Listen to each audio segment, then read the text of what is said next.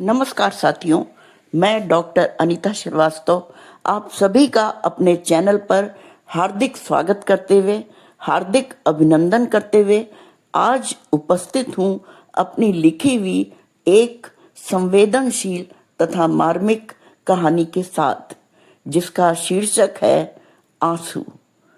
ये आंसू माँ के आंसू हैं। आइए सुनते हैं एक कहानी। मनीष गाड़ी चला रहा था। जब वह आशीष के घर से आगे निकल गया तो कार में उसके पास बैठी उसकी बूढ़ी माँ मालती विस्मित नेत्रों से उसे देखने लगी। उस बूढ़ी आंखों में सैकड़ों प्रश्न तैरने लगे। आखिर उससे रहा नहीं गया। वह मनीष से पूछी बैठी, बेटा तू मुझे कहाँ ले जा रहा है? आशीष का घर तो पीछे छूट गया। माँ, आशीष का हाथ आजकल बहुत तंग चल रहा है। उसने फोन पर मुझसे कहा था कि वह तुझे अपने साथ नहीं रख सकेगा। मनीष का स्वर बुझा सा था। फिर मालती बस इतना ही बोल पाई थी। गले में जैसे कुछ अटक गया था।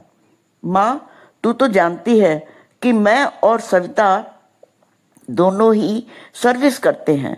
बच्चे स्कूल चले जाते हैं। तू घर में एकदम अकेली रहती है। हम दोनों के पास ऑफिस का इतना काम रहता है कि तुझे समय ही नहीं दे पाते। मनीष बोला था। पर बेटा, मैंने तो तुझसे कभी कुछ कहा नहीं, मालती ने रुंधे कंठ से कहा, और एक अज्ञात भय से वह सिहर उठी थी कि मनीष उसे कहाँ लेकर जा रहा है। जब मनीष और आशीष दोनों अपने पिता के गुजरने के बाद गांव का पुश्तैनी मकान बेचकर मालती को अपने साथ शहर लाए थे, तो दोनों ने तय किया था कि मालती बारी बारी से दोनों के पास रहेगी।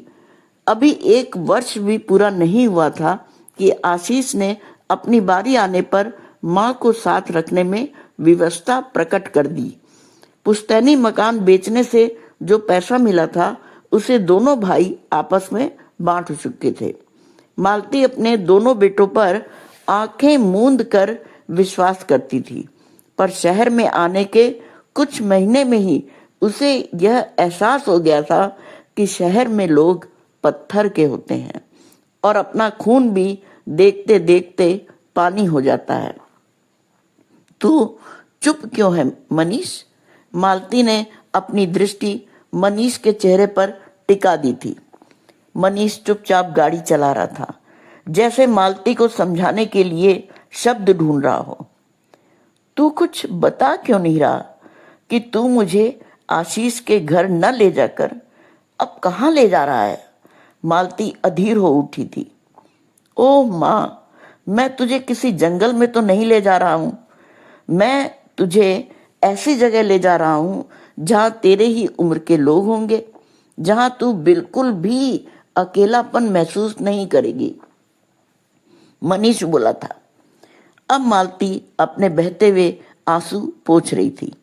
जब मनीष और आशीष छोटे थे तो मालती अपने पति किशोर से हमेशा यही कहती थी, ये मेरे 2 अनमोल रतन हैं। मैं दुनिया की सबसे अमीर औरत हूँ। किशोर भी इन दोनों बेटों पर अपनी जान छिड़कते थे। खेती बाड़ी से जो भी पैसा आता था वो सब अपने इन्हीं अनमोल रतन की पढ़ाई में लगा दिए। दोनों बेटे इंजीनियर बन गए, पर आज इन्हीं बेटों के पास अपनी बूढ़ी माँ को अपने घर में रखने के लिए जगह नहीं थी। मनीष की कार अचानक एक जगह आकर रुक गई। मालती ने अपनी नम आंखों से उस बिल्डिंग पर लगे बोर्ड को देखा, वृद्धाश्रम। आओ माँ, मनीष ने माँ की तरफ का कार का दरवाजा खोलते हुए कहा। यहाँ के मैनेजर मेरे खास मित्र हैं। मैंने उनसे बात कर ली है। यहाँ तुम्हें जरा भी दिक्कत नहीं होगी। मनीष ने मालती की अटैची कार से बाहर निकाल ली थी। मालती मनीष के पीछे पीछे कांपते हुए पैरों से चल रही थी। उसे लग रहा था कि उसके शरीर की सारी शक्ति जैसे खत्म हो गई हो। मनीष ने इतना बड़ा फैसला उससे बिना पूछे ही ले लिया था। आज 2 काबिल बेटों के होते हुए वह वृद्धाश्रम में रहने जा रही थी। मैनेजर का कमरा सामने दिखाई दे रहा था। उस कमरे में जाने से पहले वह अपना पूरा साहस बटोर कर मनीष का हाथ पकड़कर भीगे गले से बोली, मनीष, मुझे अपने घर में ही किसी कोने में रहने दे, यहाँ मत छोड़ बेटा, मुझे यहाँ मत छोड़। माँ, तू घबरा क्यों रही है? हम तुझसे मिलने यहाँ आते रहेंगे। आशीष भी तुझसे मिलने आता रहेगा। तू देखना, तेरा यहाँ पर तेरी ही उम्र के लोगों के साथ खूब मन लग जाएगा। आखिर हम तेरा भला चाहते हैं। मनीष यह कहकर मैनेजर के कमरे में चला गया। मालती कमरे के बाहर दीवार के सहारे खड़ी हो गई थी। उसका मन कर रहा था कि वह फूट फूट कर रोए। उसकी समझ में नहीं आ रहा था कि मनीष और आशीष के पालन पोषण में उससे कहाँ गलती हो गई। बचपन में उन्होंने जो भी ख्वाहिश की, मालती और किशोर ने उसे पूरा करने में रात दिन एक कर दिया था। उसे याद है कि जब मनीष 10वीं कक्षा में पढ़ता था तो उसे पीलिया हो गया था। उसका बहुत इलाज कराया। उसके ठीक होने के लिए मंदिर, मस्जिद, गिरजाघर तक के दरवाजे पर उन दोनों ने मत्थे टेके थे। उसकी सलामती और लंबी उम्र की मन्नत के लिए वे कहाँ नहीं भटके थे। आज वही मनीष उसे उम्र के इस कठिन मोड़ पर यहाँ भटकने के लिए छोड़कर जा रहा है। सारे रिश्ते किस कदर बेमानी हो गए हैं। अब आंखें चाहे कितने भी आंसू बहाए, सब व्यर्थ है। मनीष मैनेजर के कमरे से चाबी ले आया था और मालती का हाथ पकड़कर बोला था, चल माँ। बेटा, एक बार फिर सोच ले, एक बार फिर सोच ले। इतना पत्थर दिल मत बन बेटा, इतना पत्थर दिल मत बन बेटा।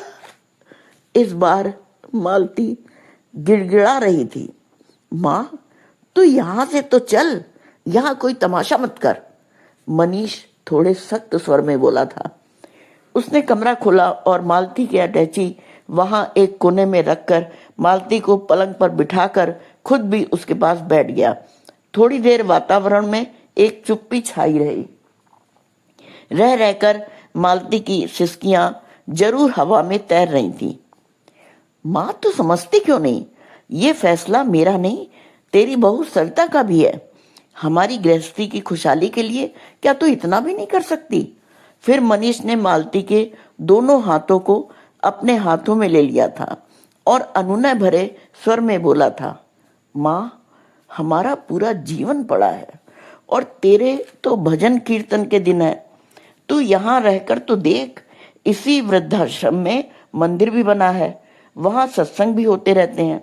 तेरा मन नहीं लगा तो मैं और सविता, हम दोनों तुझे लेने आ जाएंगे। मालती जैसे बुत बन गई थी। वह कुछ नहीं बोली। कहने को कुछ भी नहीं था। वह भली भांति जानती थी कि उसके दोनों बेटों के घर में अब उसके लिए एक कोना भी नहीं बचा था। उसे ध्यान है, एक बार उसके दोनों बेटों की शरारतों के कारण किशोर ने मनीष और आशीष को सजा देने के लिए पूरे दिन उन्हें घर से बाहर निकाल दिया था। तब वह जिद करके मनीष और आशीष को घर ले आई थी। वह किशोर पर बहुत नाराज हुई थी। बच्चे हैं, शरारत तो करेंगे, बच्चों से गलती हो जाती है, पर कोई क्या ऐसी सजा देता है? आज उसके दोनों बेटों ने मालती को अपने घर से निकालकर पता नहीं किस बात की सजा दी थी। उसने तो कोई गलती भी नहीं की थी, और अगर उससे कोई गलती हो भी गई थी तो इतनी बड़ी सजा देने का अधिकार उसके दोनों बेटों को किसने दिया था? मनीष उसे वृद्धाश्रम में छोड़कर चला गया था। वह अपने कमरे में बैठी हुई चारों तरफ खाली खाली दीवारों को देख रही थी। आज उसके सामने बहुत बड़ी दिक्कत थी, जिंदगी को बर्दाश्त करने की दिक्कत। जब सारे रिश्ते बेमानी हो जाएं तो जिंदगी को बर्दाश्त करना मुश्किल ही हो जाता है। आंसू थे कि बहते ही जा रहे थे। उसके झुके हुए कंधे, उसके पपड़ाए होंठ, झुर्रियों वाला चेहरा और उस चेहरे पर फैली हताशा। यदि वह आईने में खुद को देख ले तो भीतर तक कांप उठे। वह मन ही मन सोचने लगी कि किशोर के चले जाने के बाद वह अब तक किसके लिए जी रही थी, किस मोह से वह अपने जीवन से बंधी हुई थी। उत्तर साफ था, मनीष और आशीष। लेकिन उसके इन्हीं दो बेटों ने कितनी सहजता से उसकी ममता और उसकी संवेदनाओं को तार तार कर दिया था। उसे अब जीना नहीं चाहिए। जिंदगी जब और जिस पल बेमानी और फालतू हो जाए, उसी पल इंसान को मर जाना चाहिए। वह सोच भी नहीं सकती थी कि वह इस मोड़ पर आ जाएगी। किशोर के बाद जीने की वजह जैसे खत्म हो गई थी। तब मनीष और आशीष के चेहरे उसके जीने की वजह बनकर आए। वह अकेली कहाँ है? उसके दोनों बेटे उसके साथ हैं।